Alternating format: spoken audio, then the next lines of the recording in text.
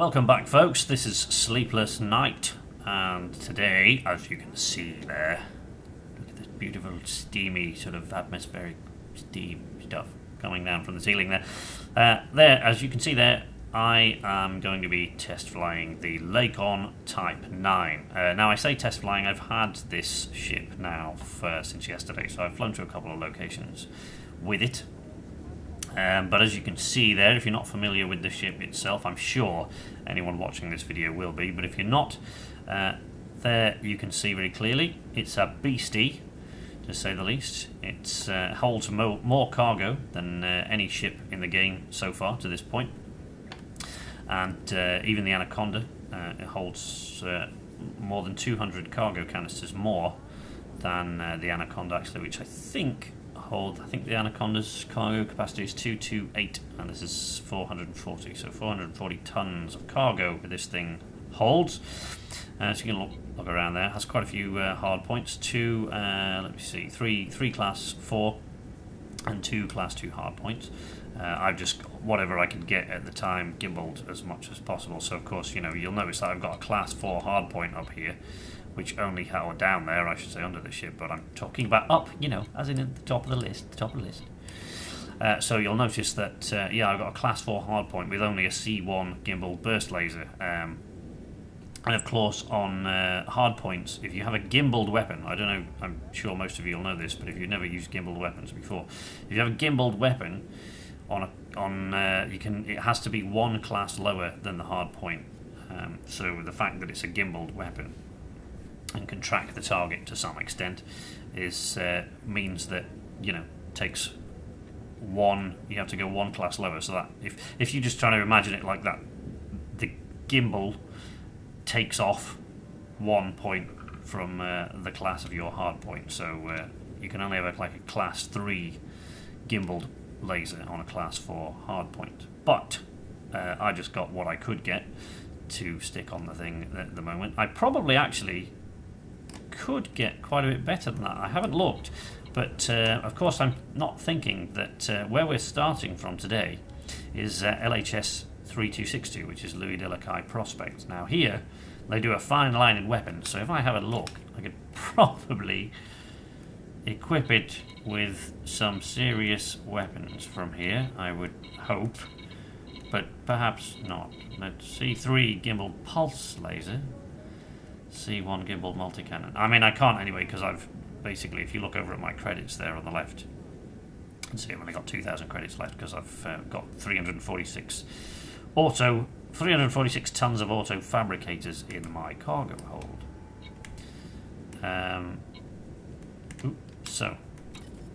But yeah, you can look around, you know, so we can look around the ship there, all the way onto the hard points on the top there, on the roof.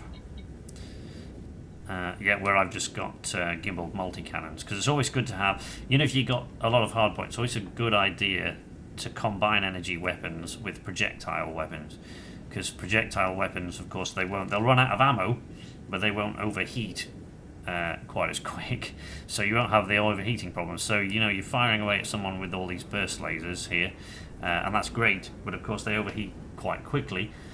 So once they overheat, you're going to want something to cut in as well and take over, so the gimbal multi-cannons are there for that purpose.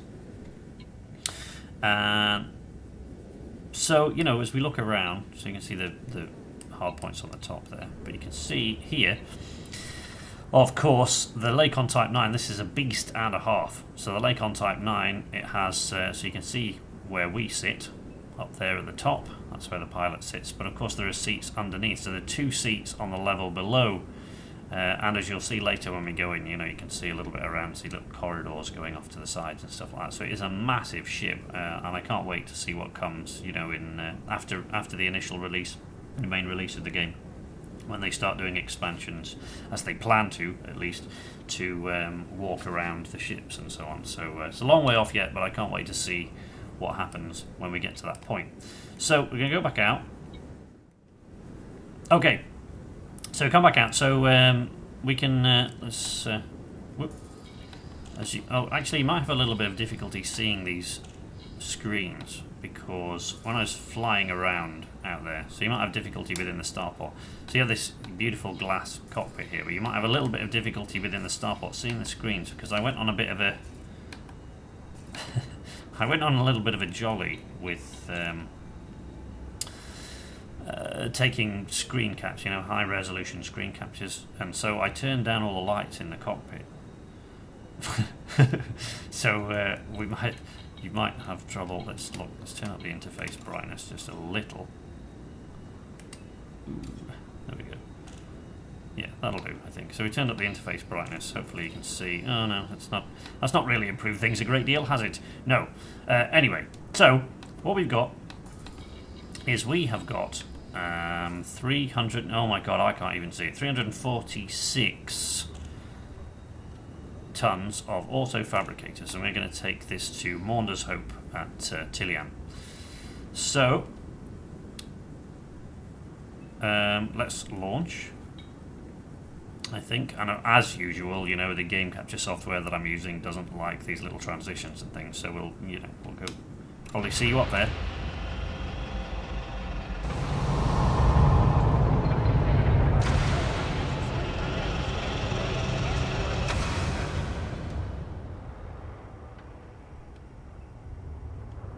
We ready to ship release?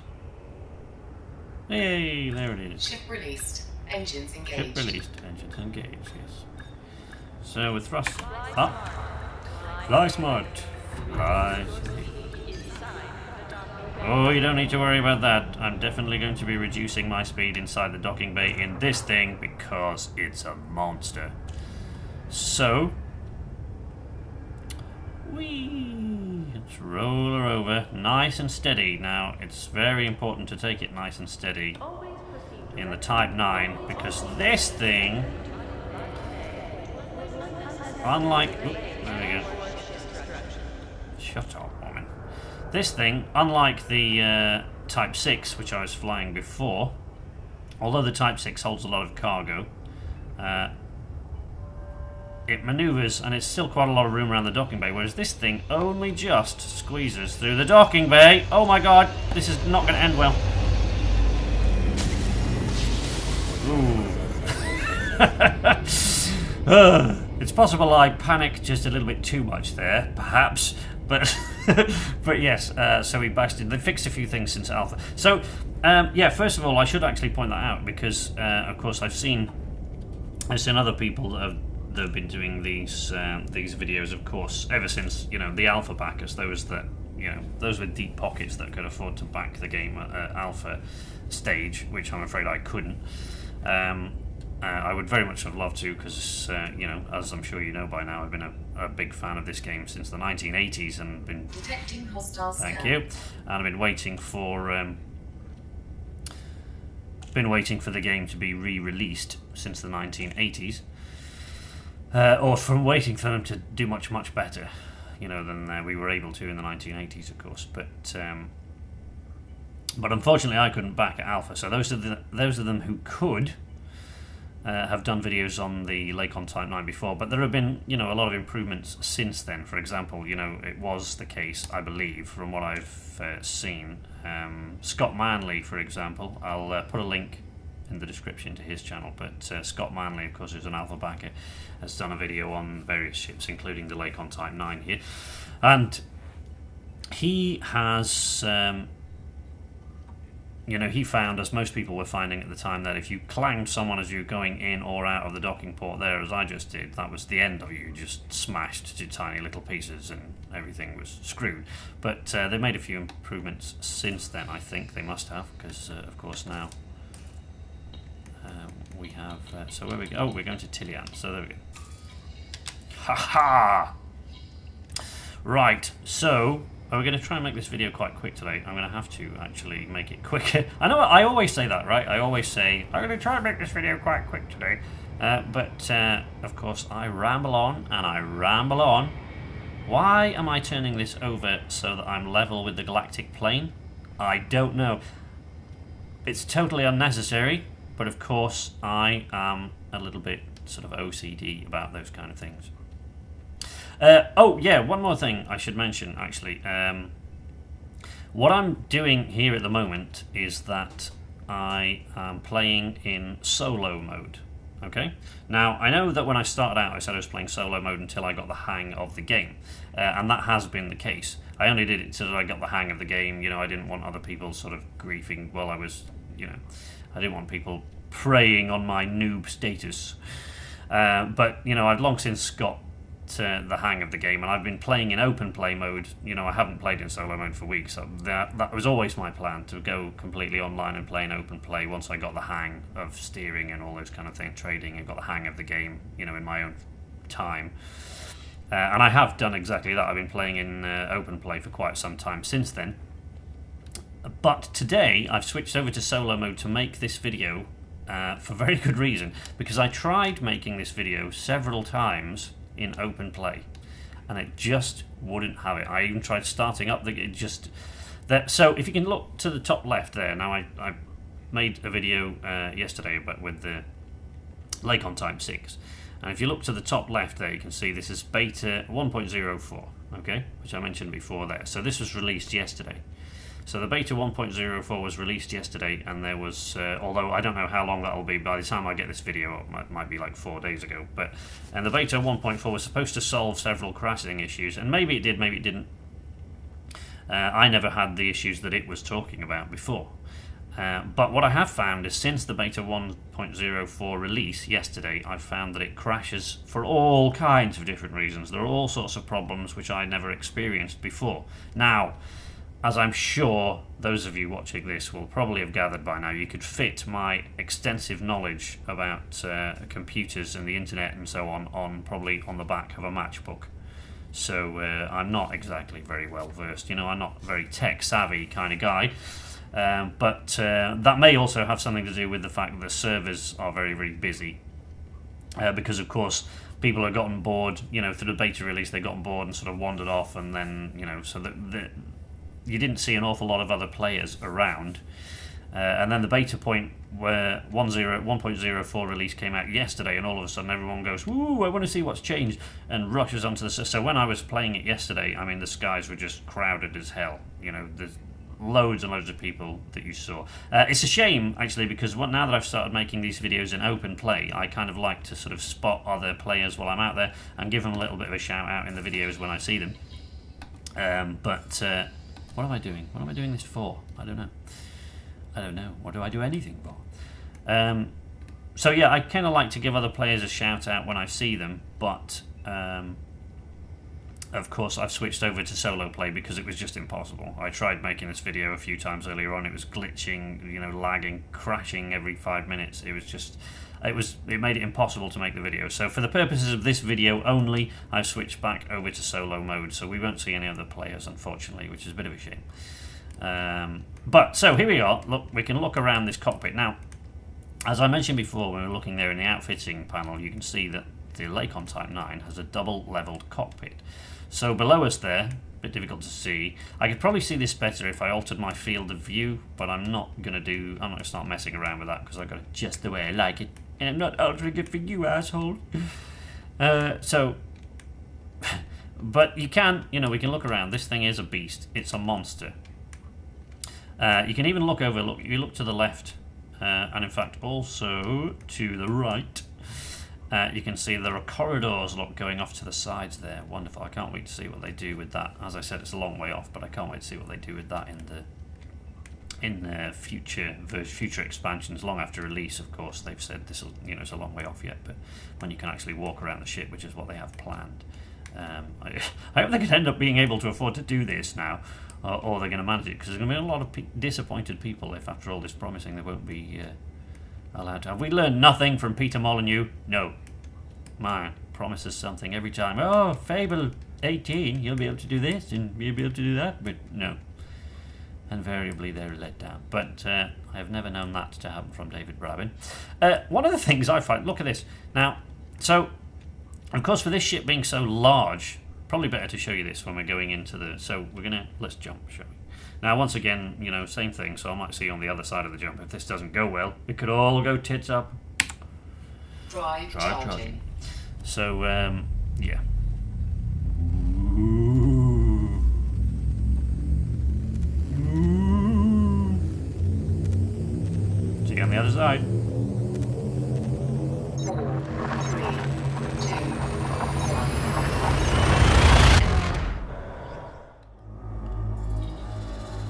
So let's, here we are on the other side. We're going to go to Maunder's Hope. So there it is. Let's log it in. Log. Okay. So I tell you what I usually do, by the way, when I'm in hyperspace, as soon as it starts the countdown, so it goes charging, charging, charging, charging, charging, and you need to be accelerated, so you need to throttle up all the way. But to avoid the sort of problems when I tend to forget what I'm doing, I get a little bit absent-minded when I'm come out the other side of hyperspace. As soon as it starts the countdown, I throttle right back to 0. And it, it goes ahead, hyperspace goes ahead fine, and then when you come out the other side, you're barely moving. So you're in Super Cruise, but you're barely moving. So I tend to, as soon as it starts the hyperspace countdown, 4, 3, 2, 1, I throttle back to 0. So anyway, oh man, so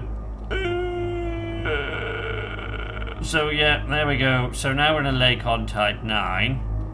And as wonderful as this thing, let's turn it the other way up. Now the reason I do this, oh my god, the reason I do this is because, you look to the top there, so there we go. It's because, of course, it is very easy, as I'm sure many of you know, if you're not really concentrating, to get locked into the gravitational pull of the sun and accelerate towards it and crash. And then you have all sorts of, well, not crash, but get dropped out of Super Cruise, like an emergency stop out of Super Cruise, everything overheats, you got all kinds of problems, then you got loads of repairs to do when you get to the space station, so I tend to put that on the ceiling there, and it's very good in here, because you can see, look, you can see all the way up, wow, great. And we'll accelerate, we'll go towards Maunder's Hope here, and watch the sun fall behind us. The star. Tillian, there it goes. Bye bye. Whee. Oh, proximity warning my ass. Look at it, it's all the way up there. I made sure it went behind us. Don't worry about it. We're good, we're good. Ooh. Scary noises. So, wow. Out to Maunder's Hope we go. Hi-ho, hi-ho. To Maunder's Hope we go. So, as we... No. Stop it. Yes, blue circles, come and get me, bitches. I'm not going too fast. You can't tell me that I am. So, I'm going to wait, till we drop out of Super Cruise in a second to sort of show you how this thing handles. There's a reason I laugh when I say that. You'll see why. Or if you haven't noticed already, when we're steering into position to Super Cruise out here, away from the sun there, away from the star, Tillian. This is always the best, by the way. When you come into a station like that, is if you spiral in from one side, because that way you kind of avoid getting locked into the gravitational pull of any moon or planet that the station might be orbiting. So the Lakon Type-9, shall we show you how it handles? Now, I'm anticipating, here's my plan, right? The idea behind what I'm doing here is to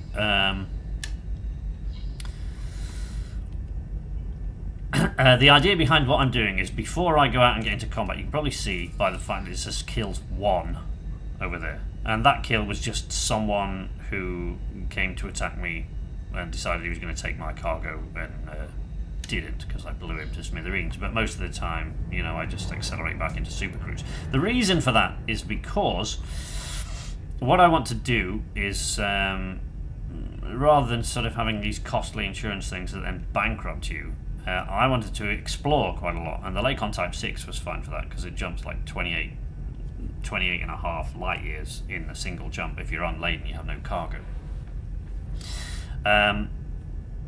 So I wanted to explore the different systems a bit for a while and get the hang of the game and make a lot of money sort of trading and stuff like that before I went out into piracy. Now, this wasn't necessarily, as I'm sure some people think, so that I could really tool up my ship and kind of be a badass, because I don't really plan on preying on other players. NPCs, certainly they're going to get raped. But I don't plan on preying on other players of the game, so that's not the purpose of the thing. The idea is that when I go out to play for piracy and, you know, just exploring asteroid fields and unidentified signal sources and all these fun things, the idea is that once I start doing that, I don't really want to have to worry about getting destroyed, because I want to get into combat without worrying about it too much. And I don't have to worry about my ship getting blown up and going, oh my god, now I've got to trade for 3 weeks before I can get all my weapons and things back. So what the idea is that I make an awful lot of money, and also, for your benefit, dear viewer, the idea here is that this way, what my plan is to use the bigger cargo hold ships to work my way all the way up to an Anaconda, which is like more than 6 million credits. You know, the Lakon Type-9 is more than 3 million, but the idea is to work my way up to an Anaconda, so that then I have showed you all the ships that they have available in this stage of beta, right? And once I've showed you all those ships, then maybe I'll make a couple of videos of combat, you know, I'll get myself a Viper and stuff like that. But so I'm going to work my way all the way through all the ships so I can make all the videos and then show you all the different angles and stuff like that, all the way up to the beloved Anaconda from the original Elite, and then once I've done that, then, you know, move over to some combat and some exploring and stuff like that. So, and of course the other ships, you know, the smaller ships, they can't go very far, so exploring is pretty much out of the question to a certain degree. So here is how the Lakon Type-9 handles, right? So let's throttle it back to nothing. Now I'm not going to sort of weave in and out of the little things there at Maunders Hope, because it is certainly fair to say that this thing is hardly agile.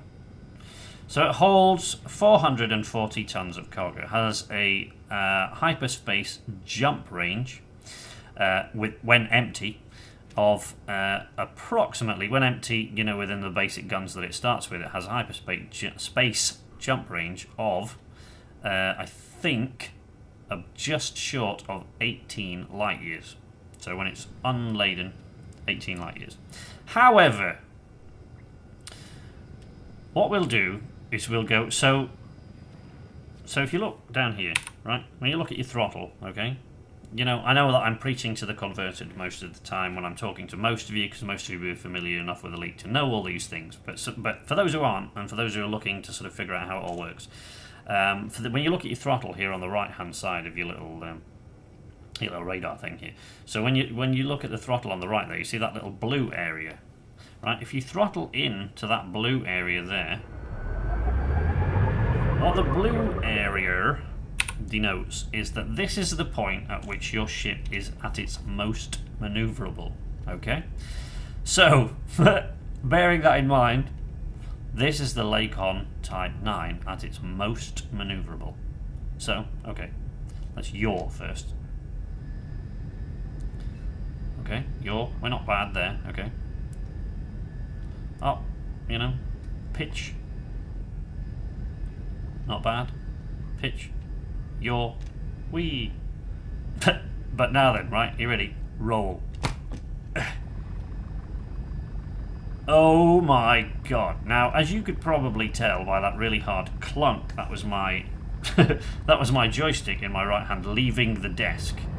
Because, and this is what I started saying before there about the little fighters and things, I anticipate that when I go back to using the little fighters, I'm going to have real difficulties manoeuvring at first.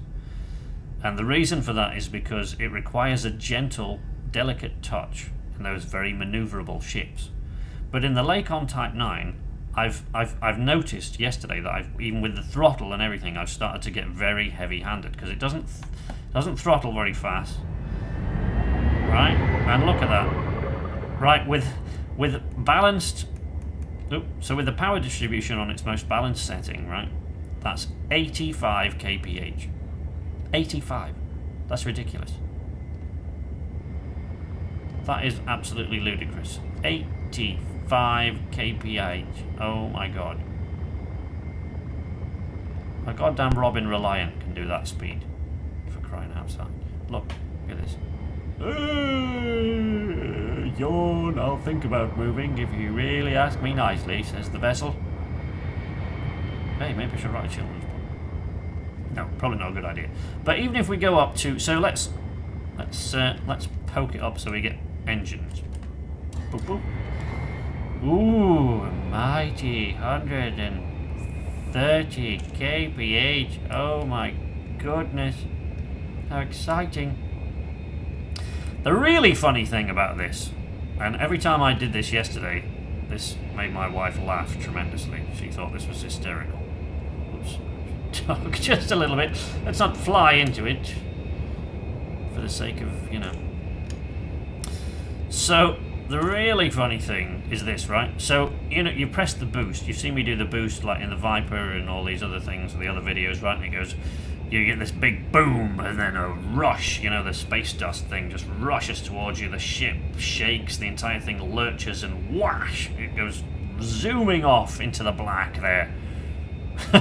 Let's listen very carefully to what happens when I press the boost button in this gigantic monstrous thing.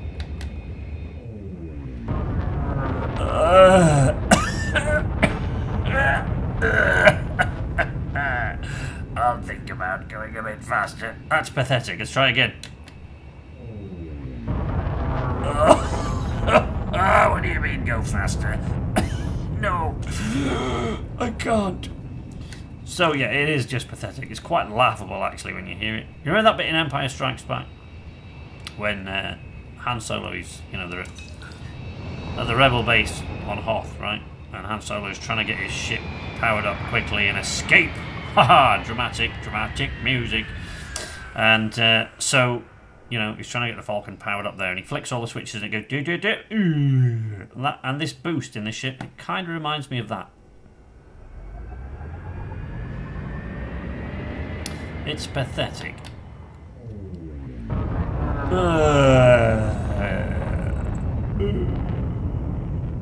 No, I can't go any faster. Anyway. Oh, did you notice this, by the way? Look. Wait, I sort of like a bit. Did you notice this? When you go up. So, you see these lines along the sides of the cockpit there. You've got these little sort of window bracey, strengthening things. Don't you love it when I get technical? And they... I don't know if you can... If I move over here, you can probably see them, right? So they're quite useful for lining up with the docking bay. And I don't think, you know, this is an accidental thing by any means, because they knew the Lakon Type-9 is huge, so it barely fits through the docking wing. So you really have to be careful with this thing, right? But if you look down here, so if we put the ship above us, the station, rather, above us, and if you look through here, look at the shape of that little... Okay? So you think about the Coriolis starport. I can't believe that that's an accident. So I'm sure that the you know, the sort of hexagonal shape there is to sort of help you line up. It seems to me to be, although maybe not. Maybe I'm delusional and just doing that very human thing of seeing patterns where there are none. You know, what do you mean? Like, oh, if I kill this animal and take its fur, the sun comes up every day, and, you know, I kill this animal and take its fur, it makes me warm, and all these things must have been put here just for me. That must mean there's a big man in the sky that's looking after us all. Yeah, sure there is. So, sorry, I went off on one then. I tried to, you know, politics and religion, I should really stay away, shouldn't I? So, let's, you know what, let's request docking clearance. While we're at it, you know, why don't we just do what we... Request Thank granted. you. Why don't we just do what we came here to do, and you know, go inside the docking ring. I've got that on. No.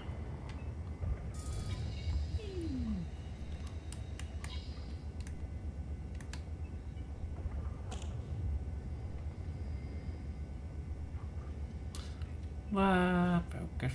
Detecting hostile Thank scan. you very much. You sound a bit weird there, Doris. You got a cold or something?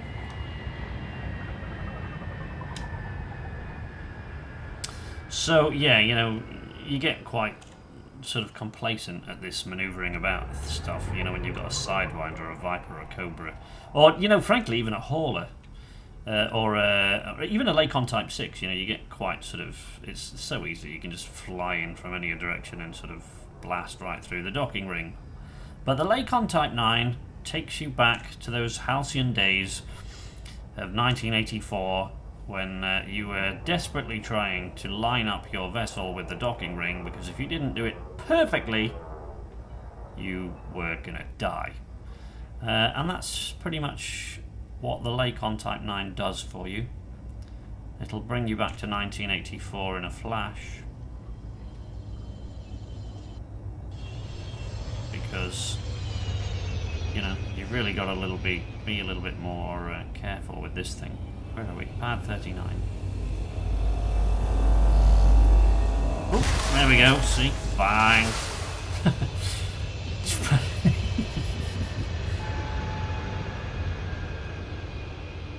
Uh-oh. The Galaxy servers will be rebooting in 10 minutes. Please fly somewhere safe and serve. That's actually... Whoops, landing gear. That's very nice of them to let us know. I've never seen that before. Did you notice that little message there? Flown up saying the Galaxy servers will be rebooting in 10 minutes. Please fly somewhere safe and save. That's very nice of them, I think, to give us that little heads up. Whee. So let's do exactly that. Let's fly somewhere nice and save. Here we are. Docking successful. Engines disengaged. So, I'll see you in the hangar in a moment. So, that was quick, wasn't it? Look at that. It's like time travel. For you, it was but a moment. But I have aged 1,000 years. No, it didn't take that long. We're getting a bit carried away. Anyway, these servers are going to reset, so we've got to do this kind of quick. Auto fabricators, there we go. 346 with a profit of... with a profit of 1,016 credits for each one. Let's see. My maths isn't great, but it tells me that is a profit of 351,536 credits. Submit. You bet your ass we want to submit. Okay, let's go back up. So, there we go. That's it. So we've had a little bit of fly around in the Lakon Type-9 there. You've seen how laughable it is at manoeuvring. And you've listened to me drone on once again for a very long time. A little bit too long. But I don't know why I went a bit Richard Burton there. Or, I don't know, like Dwayne Benzie or something. But, oh my god. You know, I think I probably need more sleep. I had a strange sort of dream. I dreamt in comedy last night. Weirdly. I dreamt in comedy. Slow motion comedy. You know, must have been the wine or something. I don't know. But, so, there we go. We finished what we were looking for there. And this is Sleepless Night. Saying, ta-ta. We'll see you again soon, hopefully next time in an Anaconda. And until that time, I shall say farewell.